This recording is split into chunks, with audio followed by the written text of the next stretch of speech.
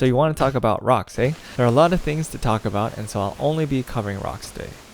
What makes them so special? Well, first off, you can collect these materials from rocks by hitting them: clay, iron, stone, gold nuggets, and bells. Yes, you heard me right, I said bells. Each day, one rock out of the 6 rocks will produce bells, and it is randomized, so don't try to hit the same rock every day for bells, because the money rock will be changing all the time. So you can collect all of them, all these items, and they're also randomized. So the money rock for that day will only produce bells, and the other rocks will only give the other items, but not just one, but random. Just note that each rock gives a total of 8 items if you hit them consecutively, but I'll go into the details later. The best way to hit these rocks is by shoveling a hole that is perpendicular to the rock in the corners, like so.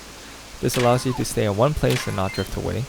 Once you start drifting, you may have to move closer to the rock, which in turn gives you less items because, yeah, if there's a less continuous flow of hits, then you may not be able to get all 8 items, which in turn will lead you to smash a rock out of anger, which will produce 1 more item. So do yourself a favor and dig some holes. Speaking of smashing, in order to smash a rock, you need to consume a fruit. Cherries, peaches, oranges, apples, pears, even coconuts work. Just make sure you grow big and strong so that you can destroy the rocks. And don't worry, if you accidentally smash a rock, it will respawn the next day. And if you smash multiple rocks, only 1 rock will spawn each day, so remember that. Rocks can spawn anywhere and everywhere.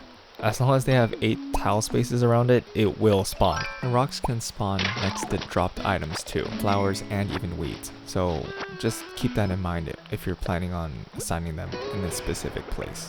And rocks can't spawn next to place items, so keep that in mind as well. And they can't spawn on the beach because it's a beach. Oh no, that's how the game works. So they can't spawn there, or they can't spawn in an area where they don't have 8 tile spaces around it. Also, bugs can appear on your rocks. So depending on the season and the time of day, you'll be able to see these critters resting on your rock, and you can catch them with a butterfly net. Or they will spawn after you hit the rock. So make sure you're ready to switch from your shovel to your butterfly net ASAP to catch one of these guys. If you're thinking of having a special location for your rocks, please note that it'll take a few hours for you to accomplish this. It took me 4 hours. Literally 4 hours. But the process is really easy. Use mannequins. You can find them in your custom design app and place your choice of mannequin on the island. Since rocks can't spawn around a placed item, they will not spawn there. Once you have covered your entire island with these mannequins, you'll be having the rock spawn in your specific location. To make things a lot easier, place a path around the space you want your rock to be spawned into it.